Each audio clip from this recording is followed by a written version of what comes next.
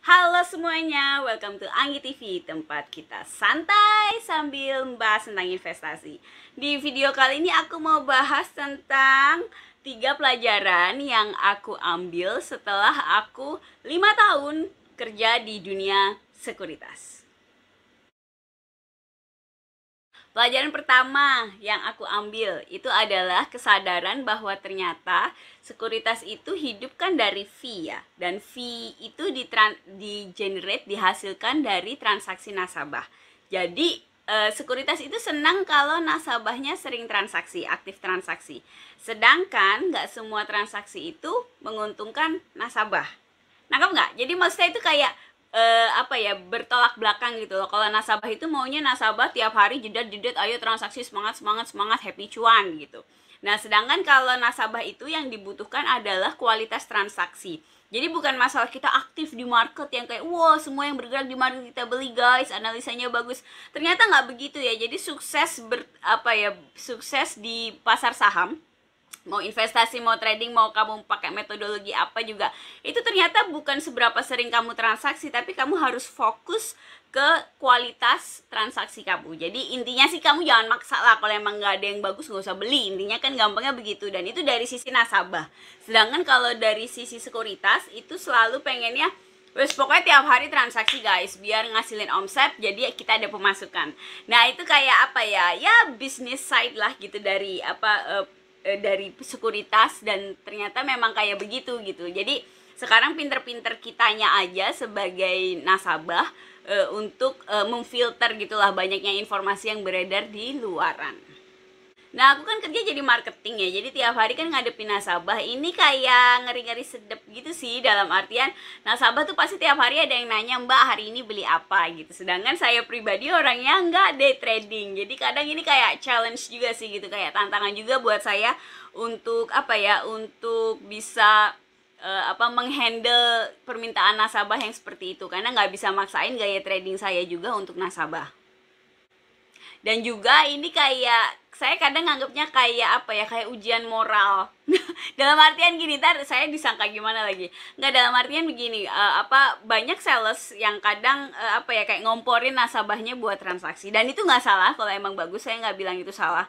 Tapi kadang kalau nasabahnya itu belum bisa belum punya pengalaman lah di pasar modal gitu ya, belajarnya belum banyak gitu, orang yang baru masuk itu kadang nurut-nurut aja suruh beli, dan itu jadi kadang kayak dikerjain gitu loh sama salesnya, terus akhirnya buntutnya nyangkut dan kapok.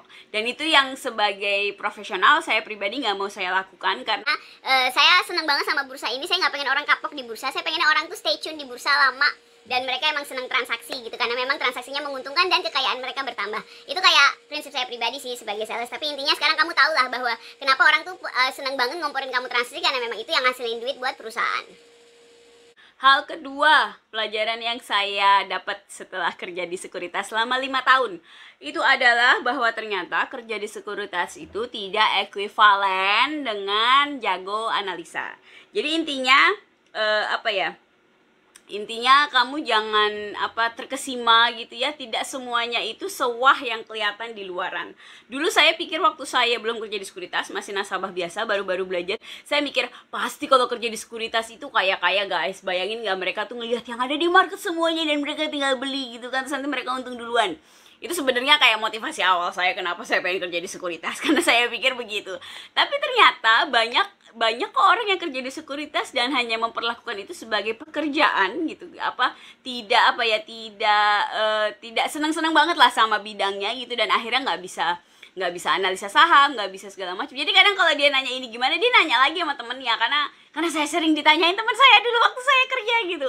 Ya nggak apa-apa sih, cuma maksudnya itu saya cuma mau ngasih kamu perspektif bahwa jangan terkesima sama orang gitu ya, tetap harus kamu aja ngobrol, kamunya tetap harus belajar, nggak bisa ngandelin orang lain, misal ngandelin broker saya pinter, ngandelin siapalah gitu, itu nggak bisa, karena itu memang benar-benar keputusan kamu, karena ya kan yang masuk uang kamu, jadi baiknya kamu belajar dengan serius, itu pertama. Terus kedua, kenapa nggak semua orang yang jago di sekuritas itu pasti jago analisa saham, karena kan tergantung job desk-nya juga kan gitu loh. Kalau misalnya dia kerja di sekuritas bagian admin, pasti analisanya juga mungkin nggak bisa sama sekali. Kalau OB kan nggak pegang saham juga gitu kan. Kalau marketing dia biasanya lebih fokus ke bagaimana memaintain nasabah. Dia kamu suruh baca laporan keuangan, taruhan lah. Saya punya banyak saya kan bagian dari marketing gitu ya. Saya ngerti laporan keuangan karena kebetulan saya memang kuliah di bidang saham, bukan karena pekerjaan saya diajarin bagaimana membaca laporan keuangan. Tentunya pemahaman orang yang misalnya kerja sebagai analis dengan yang sebagai marketing itu bakal beda. Pasti yang analis dia lebih dalam pengetahuannya. Nah, tapi kadang ini fakta, ini gosip sekuritas. So, jadi saya jadi tukang gosip. Tapi enggak, ini bener sih, tapi kayak dari pengalaman saya, orang kalau kebanyakan jadi analis itu juga kadang saking ilmunya kebanyakan, akhirnya dia takut buat beli, dan akhirnya dia bukan pemain lapangan yang trader atau investor yang baik di market, karena dia kebanyakan kebanyakan informasi sampai akhirnya paralyzed gitu loh, sampai akhirnya dia bingung mau ngapain, akhirnya dia nggak ngapa-ngapain.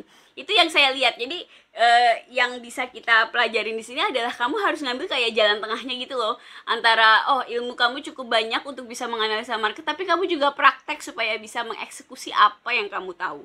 Karena kalau kamu eksekusi tanpa ilmu nanti kejedot. Kebanyakan ilmu nggak pernah eksekusi juga nanti akhirnya jadi buku riset gitu kan, tapi nggak jadi cuan. Ya, sekarang balik lagi ke kamu mau gimana. Hal ketiga, dan ini mungkin banyak yang nggak suka kalau aku ngomong, tapi aku mau ngomong tetap, soalnya ini channel aku. Nah, hal ketiga yang aku pelajarin itu adalah, dulu saya pikir waktu saya masih nasabah biasa, kalau saya rutin ikut edukasi di sekuritas, saya pasti jadi pintar. Bahkan dulu saya waktu jadi waktu masih nasabah biasa, saya milih sekuritas yang edukasinya itu bagus, sering ngajain edukasi sehingga menarik gitu kan.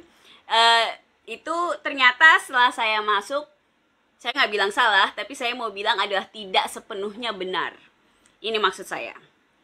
Jadi untuk bisa bikin trading plan yang baik, itu kan kamu perlu banyak perlu banyak perlu banyak ilmu lah, katakan gitu. Katakan misalnya let's say yang saya ingat sekarang, kalau saya bikin trading plan itu saya pasti misalnya ngeliat tren, otomatis kamu harus ngerti tren.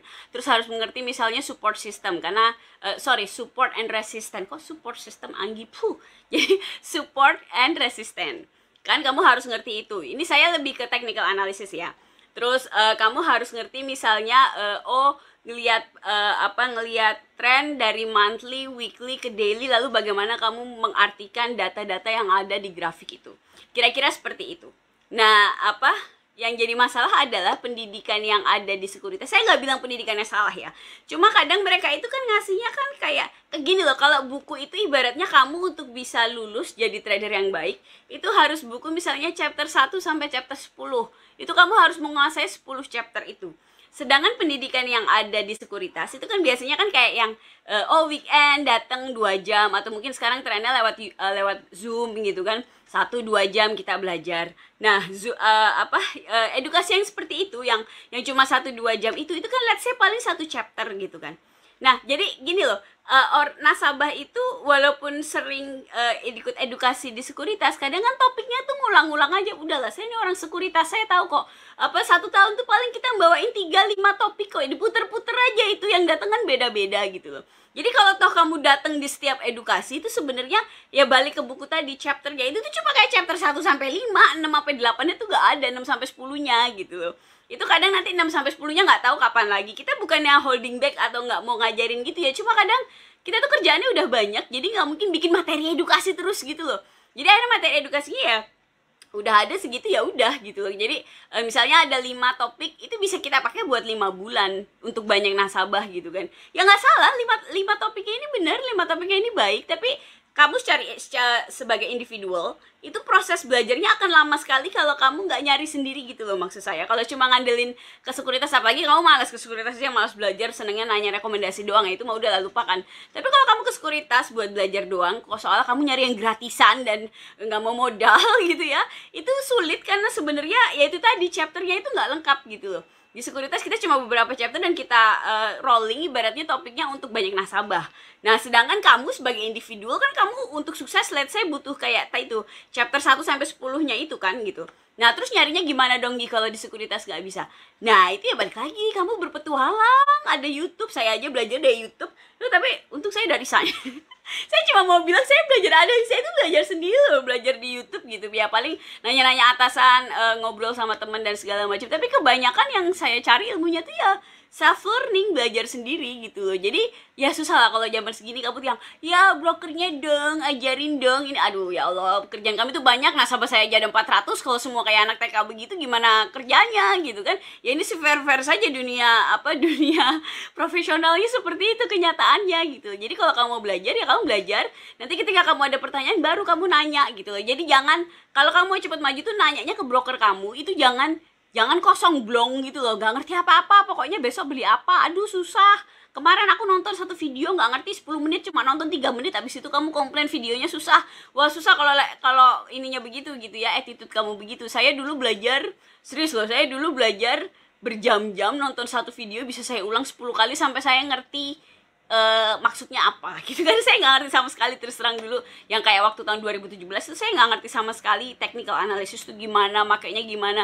Dan itu baru kayak 3 tahun baru ada bentuknya, dalam artian oh saya mulai bisa bikin trading plan sendiri, ternyata seperti ini bikinnya, belinya tuh sekian, kenapa belinya sekian, nanti ya segala macam lah yang harus dihitung seperti itu. Jadi itu memang butuh proses gitu ya. Itu balik lagi ke kamu mau jalanin prosesnya atau enggak. Oke, itu aja aku ngoceh dari tadi.